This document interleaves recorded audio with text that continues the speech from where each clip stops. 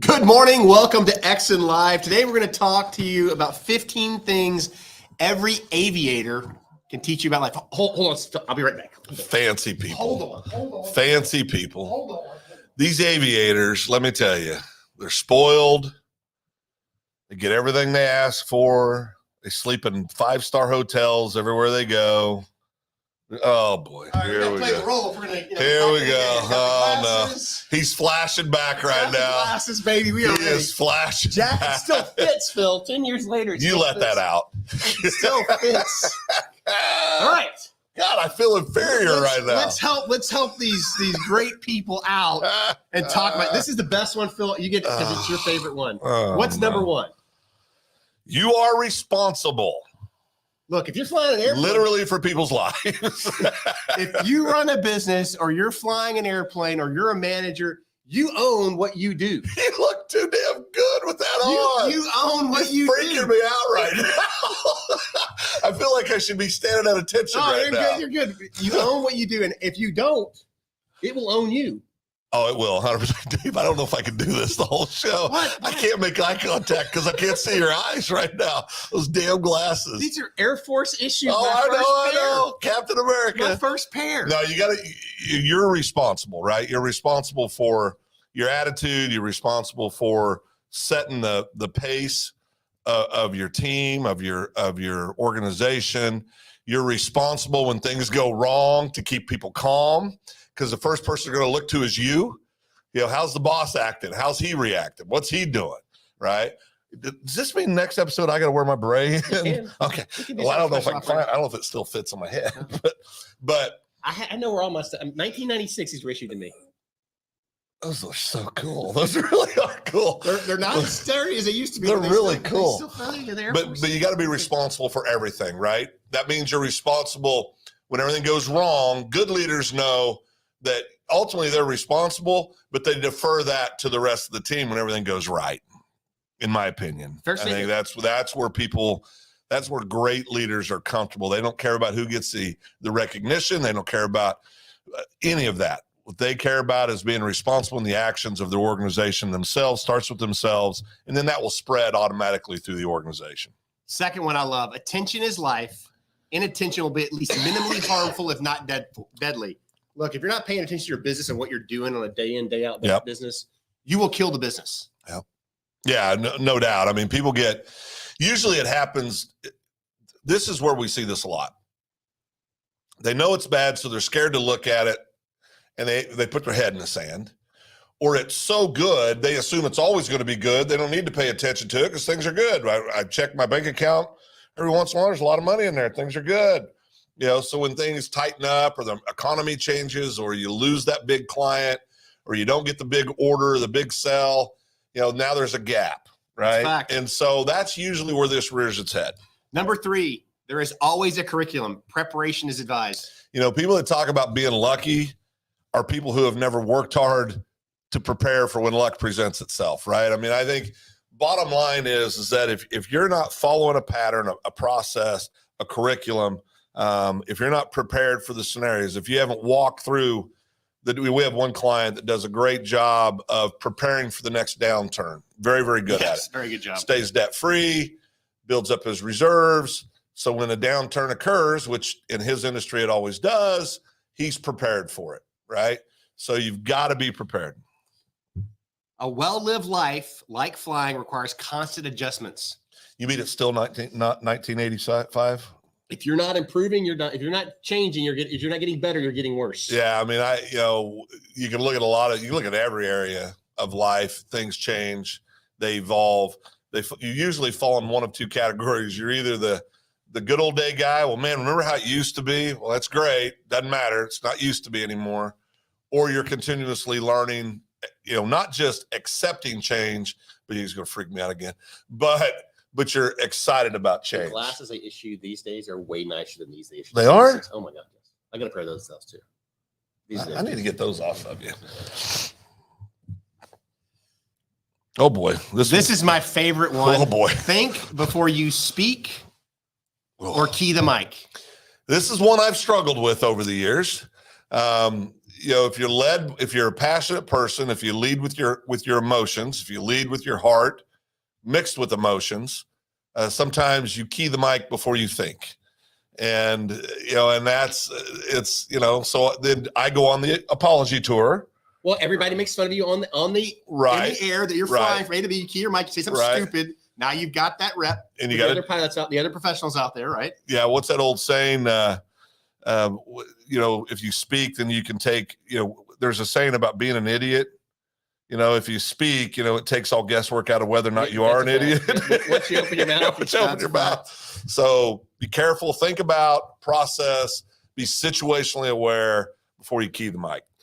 Number 6, the people or instructors you dislike can still teach you a whole bunch of stuff. This is a big deal. We think you got to love everybody and like everybody for you to learn from. The truth is that you learn from everybody. And it doesn't matter where you are in a personal relationship with these people. You got to be able to separate business from personal, be professional at all times, but understand that everybody has something to offer. Everybody has something to offer you in the learning process. Number 7, the airplane doesn't care about your pedigree, neither does life. I love it when people talk about their degrees and all this stuff. And, this would usually be the time where I would give Dave a hard time about being a private school kid, but I can't bring that up anymore. I let something out of the bag earlier this week. That's okay. You're not going to go after me about it? I appreciate it. You're a good friend. We'll talk about it afterwards. Afterwards, okay. But nobody cares about your pedigree. Nobody cares, whether if you graduated from Harvard or you graduated from University of Central Oklahoma. You said it later. Nobody cares. Nobody cares. Nobody cares about that. What they care about is the kind of person you are, what's your work ethic, what's the quality of work you do, how do you produce? That's what matters. Go on, Dave. Move on. I have no words. Number 8. I love this one. If you're not putting your life or the airplane where it needs to be, it's your fault and you're responsible to fix it. Look, I'm going to tell you, if you're flying an airplane, you're controlling the stick or the yoke, guess what? It's your fault if you're not on altitude and on course. Same with your life. If things aren't going the way you want them to do, then make the adjustment you have to make to put your life where you want it to be. Yeah, I mean, because it's 100% your responsibility, nobody else's. Number 9, use the checklist. Bill loves me. Use the checklist. Plan your actions well and be ready for the inevitable emergency. It is coming. As operators, we'd always talk about Murphy's Law. Murphy always showed his face at the worst times, right? I mean, Murphy's Law. There's if you haven't planned it out, if you don't have a process, if you don't have a checklist, when those things go wrong, it's not the right time to be thinking, boy, I should have a checklist. You're the pilot yelling, it's on fire, Lord help me. Right. Instead of dealing with it. You ever notice how calm pilots are when they're about to crash? Oh, yeah. They're following their checklist. They're going through, they have gone into robot mode. Well, they're in robot mode. They don't even realize they're getting ready to die. And they're stepping through it, doing exactly what they were trained to do. Your life should be the same. When chaos is all around you. The greatest example of that I think most people got to witness was it Scully? Yep. Was that his name? That put the bird down in the water in New York, Hudson River. You listen back to the recordings, his co-pilot and him, and the tower. Professional. You wouldn't think it was anything other than just a normal, like they were getting ready to land on a. I mean, not really, but they landed in a river. No, I know, but the way he handled that was so impressive. That's what we're talking about. I will tell you, he planned his actions well, based on where he was. Saved everybody's life. Yeah. Celebrate your successes, yet realize that your life's curriculum will require more tomorrow. It's the way. What have you done for me lately? Well, celebrate in the immediate, in the moment, and then move on and get ready to celebrate the next win, because you're going to put the work in to get to the next win. You cannot rest on your laurels, as they used to say back in the good old days. And the reality of it is like I said before, if you're not getting better, you're getting worse. Yep. So if you're not finding ways to do things smarter, faster, neater, cooler, you're stagnating, and people will pass you in life. Yep. Number 11, as in flying in life, the path to happiness is freedom. The path to freedom is courage. If you're scared to step out, if you're scared to take a chance, if you're scared that you're going to be embarrassed if you do something and it doesn't work, you need to check yourself.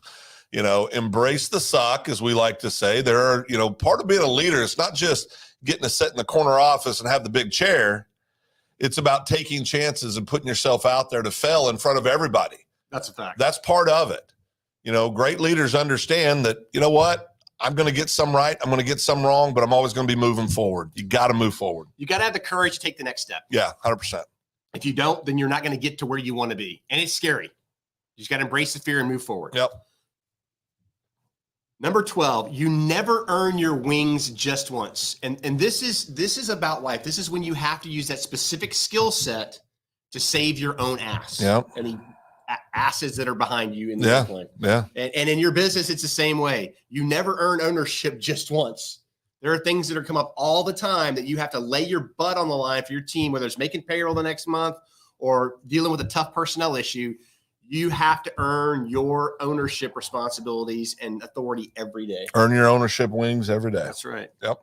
Number 13, I love this. Keep on learning, especially from your mistakes and those of others. That's my bad. Hi, Mike. That's my bad. Yeah, no, I think if you're not continuously learning, then you're stagnant. Back to what Dave said earlier. If you're not growing every day, if you're not learning every day, if you're not doing things to improve yourself, you're dying. You're absolutely dying. Yep. Always sharpening the sword. And especially, Phil and I are in the third quarter of our lives, getting close to fourth quarter, getting close to fourth maybe. But the reality of it is, if you notice, Phil and I are always trying to find ways to get better, continue learning, stay connected with younger folks, with technology and everything. You have to do that to be relevant as you get older. I want to die with projects unfinished and a pipeline full. I want to go out still fighting every day. That just sounds more Number fun. 14 needs the glasses because it's an important one. Oh, Number 14, you are not as cool or as skilled as you think. Humility is advised to overcome incapacity and neglect. That's a truth bomb right there. That is not as good as you think you are. None of us are. Well, we say it all the time. Nobody's special. Nobody's special. Nobody's special. I mean, we all have flaws. We all have things we need to get better at. And some of them we'll work on a lifetime, and you'll get improvement. You may not ever overcome it, but you'll continually get better. And I think that's the big thing here, is to understand that nobody's special. It takes everybody. Everybody's important. And if you focus on other people and what's giving them joy and what's making them successful, your level in those areas will go up. Simon Sinek says it best. You only deserve a styrofoam cup. That's right. Doesn't matter where you are in the food chain. You don't deserve anything more than anybody else does. Keep working harder every day. Yeah. Number 15. It's my favorite one. Number 15. You'll meet real jerks along your path. Don't become one. Yeah. Don't, this happens to a lot of people when they first experience financial success, is where it shows itself. They'll start believing that their success is all because of them. They'll start believing that they're special because they have a fat bank account. They'll start believing all the stuff that people are telling. Oh, you're so good. Oh, I admire what you've done. It's all BS. It's all BS. It's because of hard work of not just you, but your entire team. Do not become a jerk. Do not become arrogant. Do not become that person.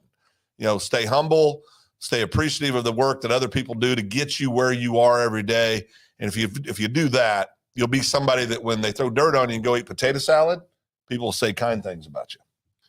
I'm going to just say this about humility. Humility is not suggested, it's required in life. 100%. And too many people talk a big game and can't perform. Just remember, God put us on this earth and he can take us away. And if you don't remain humble, God will teach you some lessons you never thought you'd have to learn. Every time. Every single time. Well, that's 15 things every aviator can Wait. No. You got to put the glasses back on. Okay. On the way out. I'm trying to stay humble still. You can't tease people like that. Okay, go ahead, hey, Colonel. That was great. Enjoyed this day. We had a little fun. Got to break out my old leather flying jacket, which is always cool. It usually stays in the closet. I cannot still wear my stuff from the military, just in case anybody's wondering. I thought about wearing a flight suit in today, but I didn't want to go too far. You still wear your flight suit? I can wear all my uniforms. Best dress and everything. Captain America. So look, make smart decisions, take care of your stuff, be responsible, do the right thing, take care of your team. And with that, Dave and Phil, we are out of here. Well, I think we're out of here. I can't see. There we go.